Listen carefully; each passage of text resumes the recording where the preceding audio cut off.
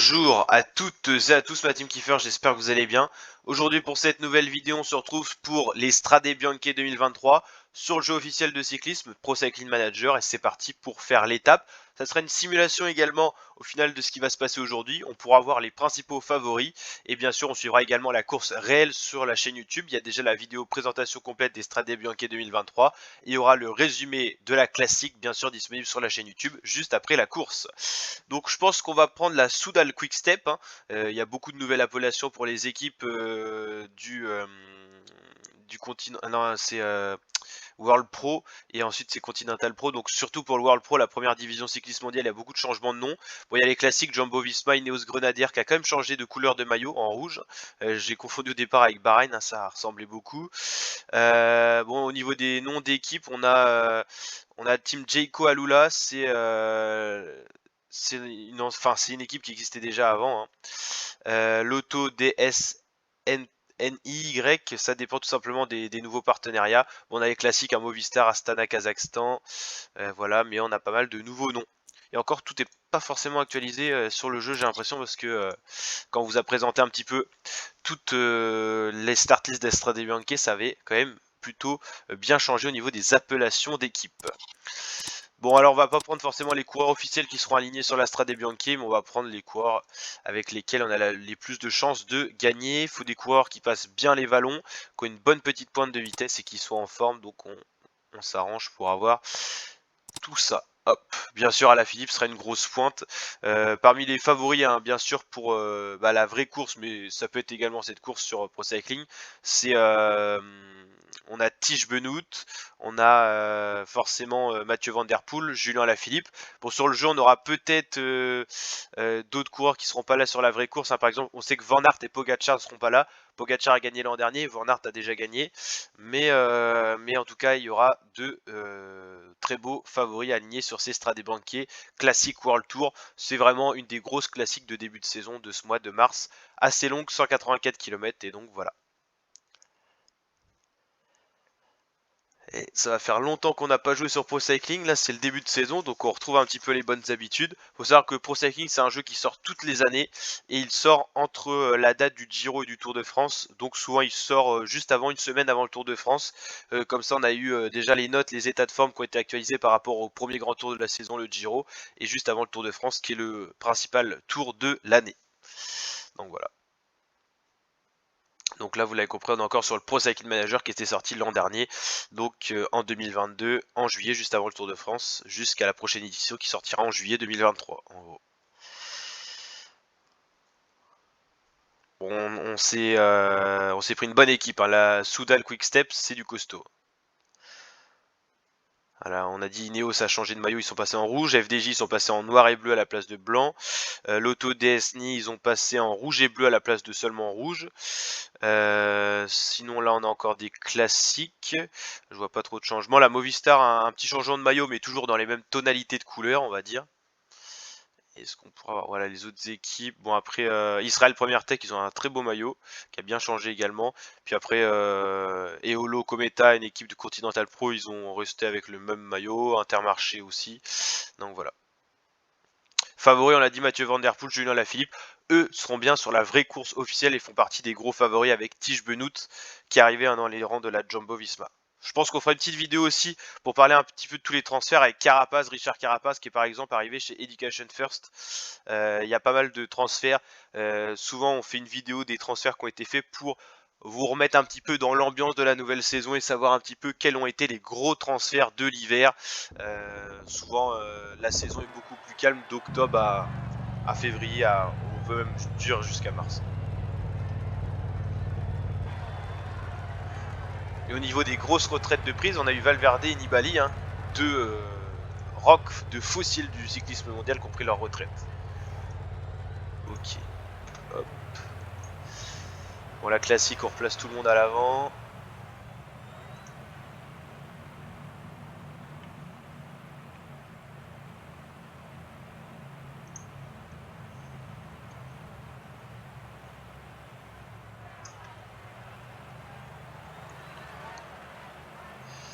Bajoli, un très bon coureur. Masnada, ok. Bon, les notations ont aussi changé, hein, faut s'habituer à tout. En plus, à la Philippe, qui est déjà un gros favori, a une bonne forme du jour, pas exceptionnelle, mais plutôt pas mal. Donc on va le protéger avec, par exemple, Yann Hirt, qui n'a pas forcément sa carte à jouer aujourd'hui. Ok. Ah, Evenpool, pas une grosse forme, dommage. Casper Asgreen, je pense qu'on peut le protéger aussi. Là. On a tellement de bons coureurs, c'est difficile de voir qui on sacrifie. Bon, Evenpool, champion du monde. Le maillot de champion du monde qui est resté dans l'équipe Quick-Step. Hein. C'est passé d'Alaphilippe à Evenpool, un Belge. Bon, un champion du monde, on peut le mettre qu'en favori. Hein. Même s'il a une mauvaise forme. Bon, on va protéger Asgreen quand même. Pas d'échappée pour l'instant, 154 coureurs. Bob Jungels qui est arrivé dans les rangs de la Bora, ça nous permet de voir un petit peu tous les changements. C'est un peu perturbant, je vous avoue. Hein. Y a pas mal de changements comme ça. En début de saison, ça a bougé d'équipe en équipe. Ça c'est la nouvelle équipe Lotto qui a un maillot qui a bien changé. Hein. Pour les repérer dans le peloton, il va falloir s'habituer également à ces couleurs là. Ok. Il y a des équipes qui n'ont pas changé. Astana, tout ça, ça régale parce qu'on a quand même des petites bases. Trek aussi, ça n'a pas trop changé. UAE.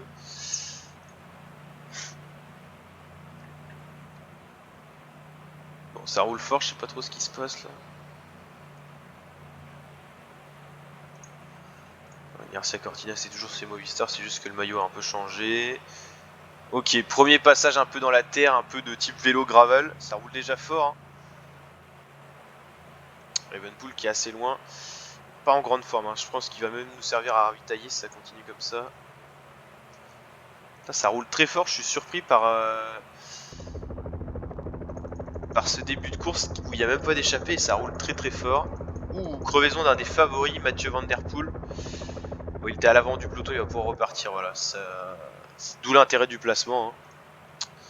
Comme Penart. Amador qui est arrivé chez Education First. Il y a eu beaucoup de transferts de Movistar à Education First. Hein. Carapaz, lui il était passé quand même chez Ineos, mais il avait fait Movistar avant. Burman, ça n'a pas changé. Bardet, toujours chez DSM, ok. Evenpool, va falloir peut-être faire quelque chose là, parce que c'est pas terrible. On va le replacer. Bon, à la Philippe, on l'économise un peu. On le met ni trop haut dans le peloton, pour pas non plus subir toutes les accélérations de la Jumbo, ni trop bas, pour au cas où il a un souci, il soit bien entouré. C'est ouais, surtout Jumbo et Bahreïn hein, qui roulent.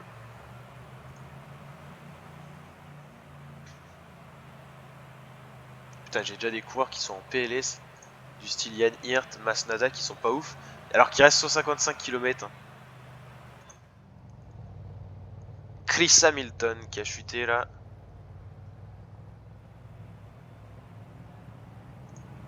Et ça monte. Hein. Je crois que ça s'est un peu calmé là. Ouais, voilà, enfin. Bon, ça paraît logique, hein, ça pouvait pas être à fond tout le temps comme ça. Oula, j'ai cru voir voilà, Traknik qui arrivait chez Jumbo. Faut vraiment qu'on fasse une vidéo des transferts qui ont eu lieu cet hiver, hein, pour pas être perdu. Jdenex Tibar qui arrivait chez Team Jayco. Team Jayco, avant, c'était... il y avait déjà Jayco dans le nom. C'était Bike Exchange ou un truc comme ça, Jayco. Ok. Là, il n'y a pas eu trop de changements chez la UAE dans les coureurs qui sont présents sur la course. Calmejane qui est arrivé chez Intermarché, ok. Là, il n'y a pas trop de changements. Ok. Ok.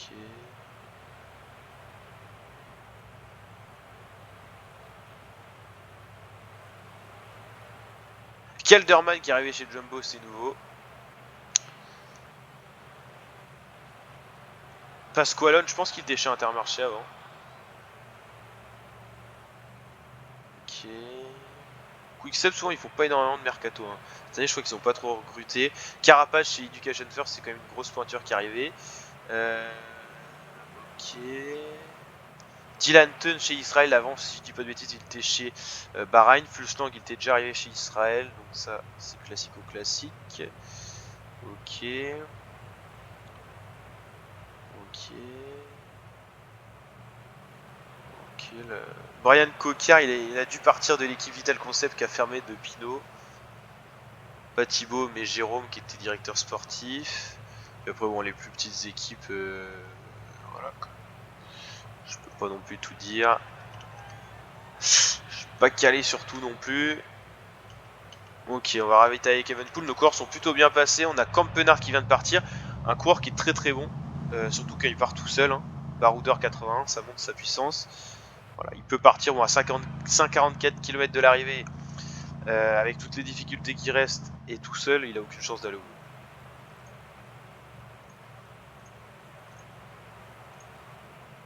Très beau le maillot Ineos, hein, je trouve. Ça change totalement de style. Au début, ça me faisait penser un peu à Bahreïn dans les petits maillots raccourcis d'équipe, mais c'est totalement différent et c'est beaucoup plus beau d'ailleurs. Beaucoup d'équipes à teinte rouge d'ailleurs. Hein. Maintenant, on a Trek, on a Lotto, qui a quand même un peu changé avec le logo Osini qui fait du bleu. Ok, ouais, c'est plutôt pas mal. Cofidis aussi qui est resté classico-classique. Bon, nous, notre champion du monde qui ravitaillé là, il a pas ravitaillé encore. Bon, ça montre bien que le peloton roule plus du tout. Hein. 3 minutes de prix par Campenard, c'est une promenade de santé pour lui. Hein. Vous voyez toutes les difficultés qui restent encore hein, avant l'arrivée à Siena. Bon, chaque année, c'est à peu près le même profil. Petite route escarpée. On a du type gravel un peu partout. Bon, là, je vais en accélérer hein, parce que sinon, c'est un peu long. On va s'arrêter à la prochaine grosse côte. Hein, ok. On va aller checker ça quand même. Tout le monde est dans le peloton, sauf un coureur Campenard qui est parti tout seul à l'avant et qui arrive dans la principale côte quand même de la journée, qui est quand même sur du vrai bitume. Donc ça c'est déjà ça. Alors qui va être favori chez nous?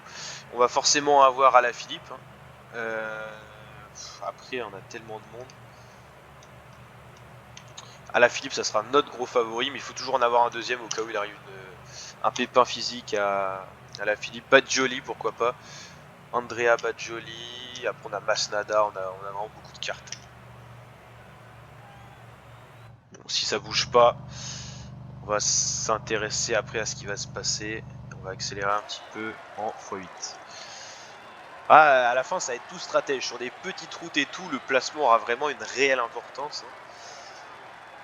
Alors j'étais étonné comment c'est parti super vite au début. Par contre, là, je suis étonné par le calme qui règne au sein du peloton.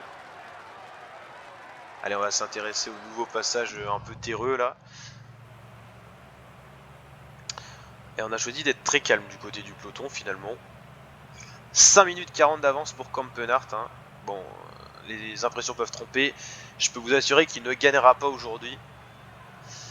Mais en tout cas, il est tranquille pour le moment. Pour l'instant, ça accélère pas. Un petit peu là. C'est Alpecin pour Mathieu Van Der Poel. Ouais, vite fait. Très succinct comme accélération. Ah, on retrouve toutes les petites vues, la vue moto, moto peloton, moto arrière du peloton, la vue classique, la vue hélicoptère. En tout cas, c'est des très beaux paysages qu'on peut apercevoir sur les Strade Bianche. Ça, c'est vraiment super agréable à regarder. Course de début de saison, ça régale les yeux.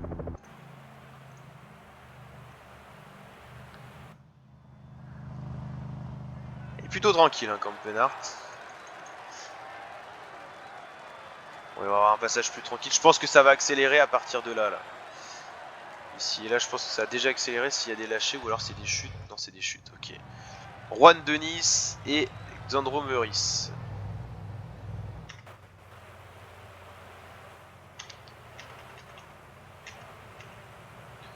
Je crois que ça a accéléré un petit peu.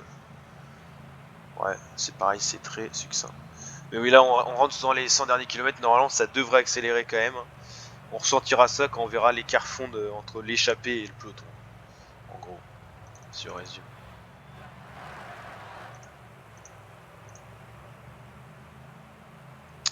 Allez, on va se positionner à 70 km de l'arrivée. Et après, si ça accélère pas naturellement, c'est nous qui allons mettre du tempo. Le dernier passage calme, on va en profiter pour ravitailler.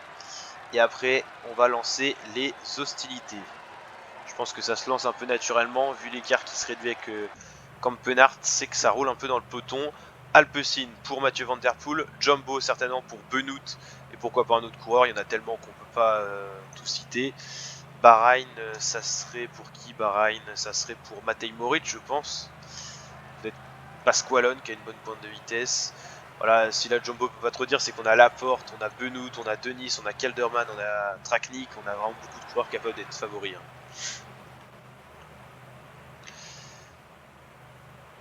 J'ai l'impression que c'est Alaphilippe qui a le maillot de champion du monde, c'est super perturbant. Je pense qu'on va mettre un coureur à rouler là. Il va être temps de faire du tri. Parce que nous, ce qui nous arrange avec la capacité de nos coureurs, c'est vraiment qu'on soit un petit groupe et donc pas un gros peloton comme ça. Parce qu'en cas de sprint massif, on sera pas le plus rapide, ça c'est certain. On attend le ravitaillement et après on lance les hostilités. Jorgensen, c'est l'espoir du cyclisme américain, Matteo Jorgensen. Qui est un peu tristouné en ce moment, le cyclisme américain. Ils ont connu des meilleures épopées. Hein. Bon, ça devient dur pour Kampenart, malgré que le peloton accélère pas énormément, il n'arrive plus à creuser l'écart. Bon, selon le théorème qu'on dit, il faut 1 minute au 10 km pour résister au peloton. Il en est très loin, surtout tout seul en plus. Quasiment 100 km tout seul. Impossible d'aller où. Alors, on en est où au niveau du ravitaillement? On en est nulle part vu que ça a cassé dans le peloton. Et ben, on n'a pas eu de ravitaillement pour les premiers là. Hein. Oh purée, du coup il va... Oh lolo. Il va être obligé d'aller tout derrière. Bon là on a bien vu un avertissement sans frais, comme quoi fallait se replacer avec Alaphilippe, ça pouvait aller en début de course, mais là avec les accélérations successives, faut remonter dans le peloton, on risque d'être pris dans une petite cassure.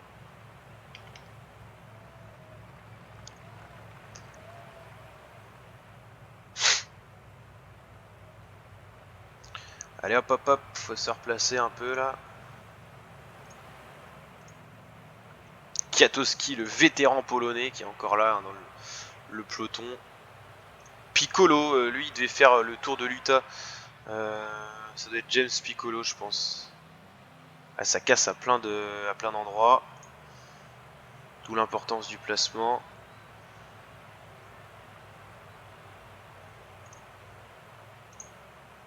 Qui est pas joli, il est pas loin. 56 km de l'arrivée, bon c'est normal que ça accélère. Hein. C'est tout à fait normal. Alaphilippe, très bien placé. Casper Asgreen qui est protégé, très bien placé. Badjoli qui a un peu été fatigué avec le ravitaillement.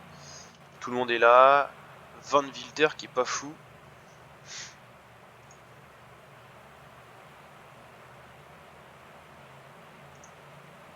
On va le faire rouler, je pense. Ouais, on va le faire rouler. Allez, Evenpool, même quand il est pas en forme, il est bon. Alors. Est-ce que c'est vraiment foutu pour ces coureurs-là? Non, même pas, ça revient. Ils sont vraiment mal blessés.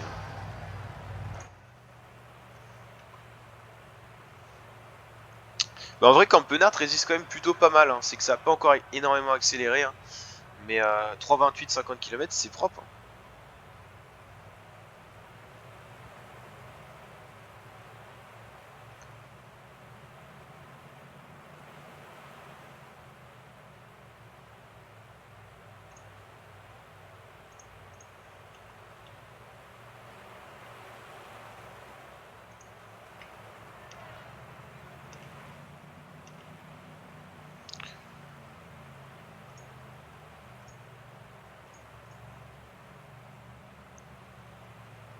Ça attaque ça, non? Ouais, c'est Pogacar qui attaque. Là, c'est...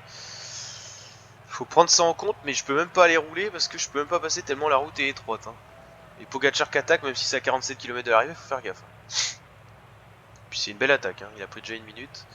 Ça serait bien que Van Wilder il passe là par contre.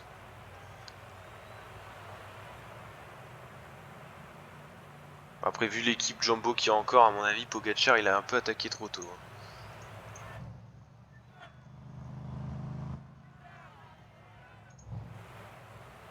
Ça, je peux même pas aller rouler, c'est fou.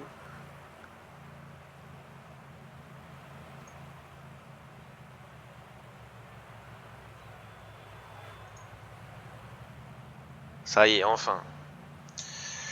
Et là, quand on a Pogacar qui attaque, faut faire gaffe quand même. Hein. On met un homme à rouler.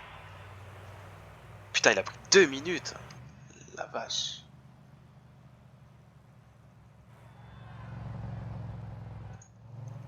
Je sais même pas quoi penser quand je vois ça. Qu'est-ce qu'il fait, Badjoli? Oh la vache.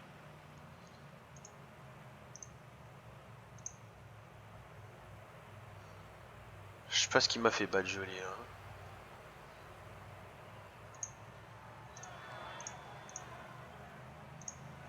Il est cuit, ok. Bon, allez, va protéger la FIP, ça sera déjà bien. Putain, il est encore lâché, mais qu'est-ce qu'il fout?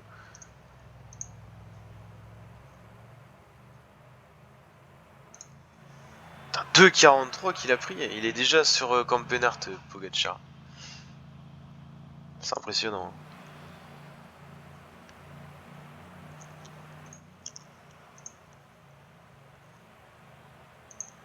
Il fait n'importe quoi, Badjoli, c'est abusé.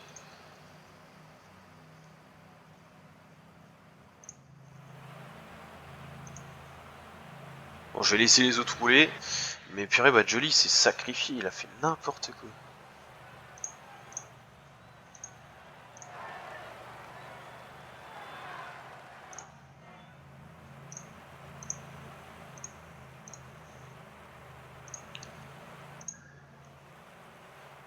Ouais, bah, autant que j'attende le groupe Carapaz. Hein.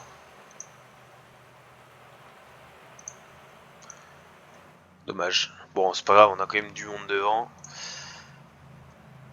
2,26. Putain, la vache. On va laisser les autres équipes rouler, puis après on va redonner un peu de peps. Je pense qu'ils sont partis trop tôt, surtout Campenart. Il arrivera certainement pas à suivre Pogacar. Mais de 28 à 29 km de l'arrivée, on peut avoir peur quand même. Hein. Malgré qu'il y a de la qualité derrière, on n'est plus que 23. Putain, j'ai peur qu'on se soit un peu loupé là.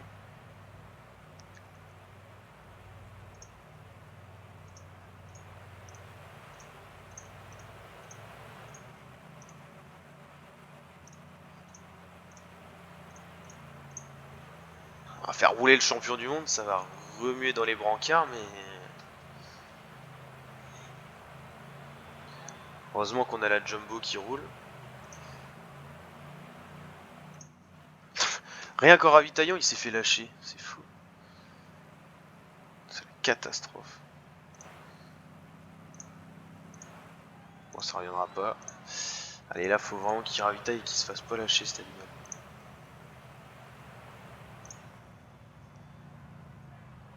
Non, c'est bon.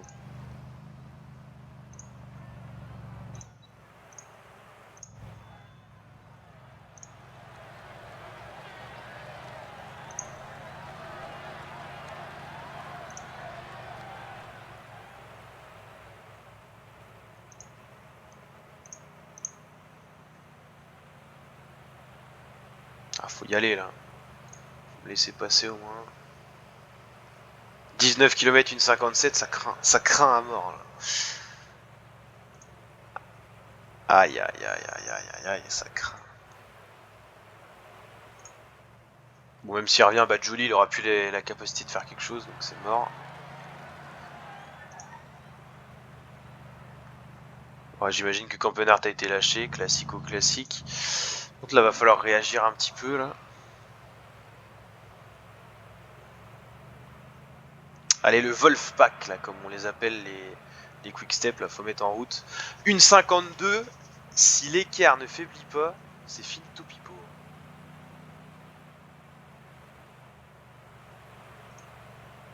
Ça va le faire. Je pense qu'il s'est cramé trop tôt, moi.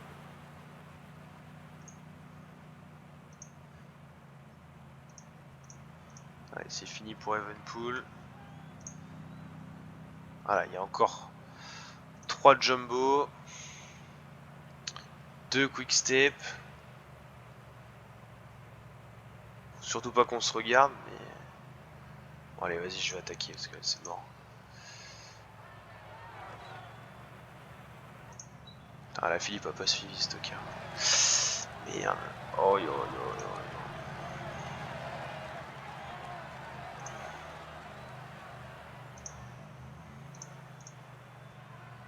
Allez, à la faut revenir là.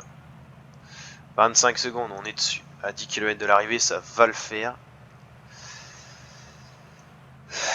Putain, c'était chaud quand même. Hein. Y'a pas un qui veut rouler là, sérieux? Et on peut le laisser. Ça peut encore le laisser gagner cette histoire. Van der Poel, Mohoric, Benoît, c'est tous des coureurs qui seront là dans cette édition 2023. Il y a que Pogacar qui sera pas là.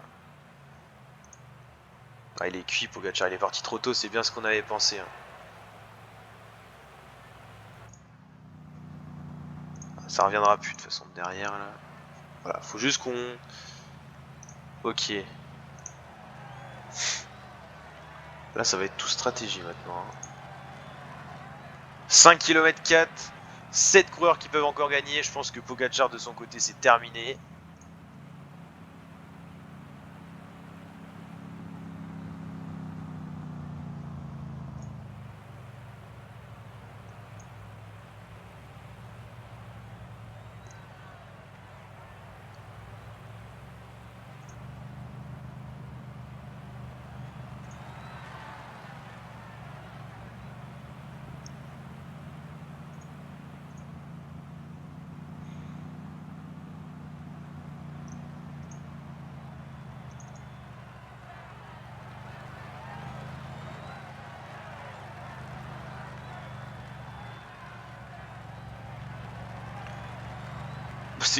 C'est Casper Asgreen qui a fait tout le boulot, qui remporte et je fais 1 et 2. Ok, là il y en a assez les fratés. Premier, deuxième, Strade Bianche, il y en a assez. On s'est régalé. Et pour le classement par équipe, parce que les Jumbo ils sont costauds. Hein. Bajoli, qui a quand même limité la cage, je trouve. Hein. Il va faire un petit top 15, non? Ah non, il est loin. Non, il est loin. Ah non, pas si loin que ça. 14ème. Ok. Asgreen, Alaphilippe, Benoît, c'est le podium. Van der Poel, Mohoric, Pogacar, Laporte, Charman, Bettiol, Kwiatkowski, Denis, Thomas, Kampenard, Bagioli, Kuss, Mollema, Kelderman, Trentin, Carapaz et Bernal pour finir ce top 20. Voilà, ok. Bon, on va aller voir tous les petits podiums qui régalent. Donc j'espère que cette vidéo vous aura plu la team, si c'est le cas n'hésitez pas à lâcher le petit pouce bleu, le petit like des familles, et puis ça vous a permis de voir une simulation un petit peu de ce qui va se passer. Bon les seuls coureurs qui étaient un petit peu faussés on va dire c'est l'équipe que je maîtrisais parce que c'est pas la gestion artificielle, mais en tout cas belle victoire, et des routes étroites au final, faut basculer vraiment en tête dans ces courbes pour arriver premier. Au final j'avais plus dépensé d'énergie peut-être, mais Casper Asgreen a gagné quand même, en emmenant le sprint il est capable de le gagner. Et donc Alaphilippe deuxième, Benoît, donc voilà, Asgreen, Alaphilippe, Benoît. Pas de réelle surprise en tout cas dans tous les coureurs qu'on trouve là. Classement par équipe, c'est la Jumbo, on l'a dit, ils ont été costauds. Soudal Quickstep, je fais deuxième à 1 seconde. Ça c'est joué à rien du tout. Et donc voilà pour cette très très belle classique de début de saison. N'hésitez pas à partager, vous abonner, et je vous dis à très bientôt pour de nouvelles vidéos ma team. Ciao ciao.